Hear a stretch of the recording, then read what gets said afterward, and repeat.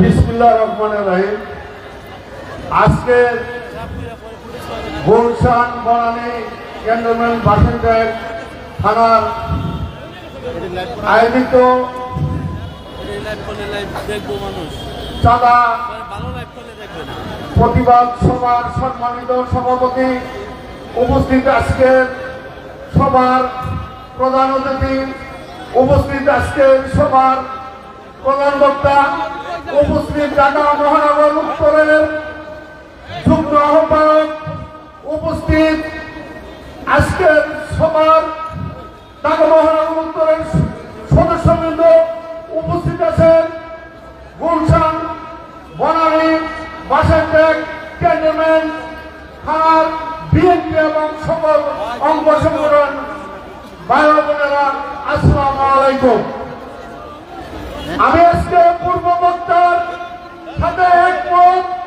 চাঁদাবাজির প্রতিবাদে আমি বলতে চাই, গুলশান বনানীর এইসব থানার বিএনপির অঙ্গ সংগঠন কোন চাঁদাবাজির সাথে জড়িত নয়।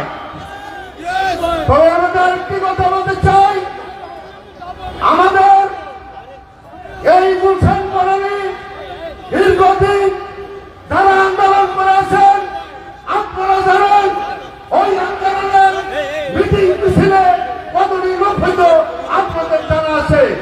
তো আমি বলতে চাই, আজকের সিনিয়র নেতৃবৃন্দর কাছে যখন কমিটি করবেন, ফুটেজ দেখা আজকে যত লোক দেখে অত লোক কোন আন্দোলনে ছিল না।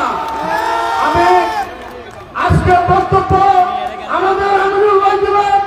আমি এখানে একটি কথা বলবো, সত্যি উত্তর পূর্ব পশ্চিম কোণায় একটা বিল্ডিং দেখেন, এই বিল্ডিং এ এমন একটা লোক থেকে এই 15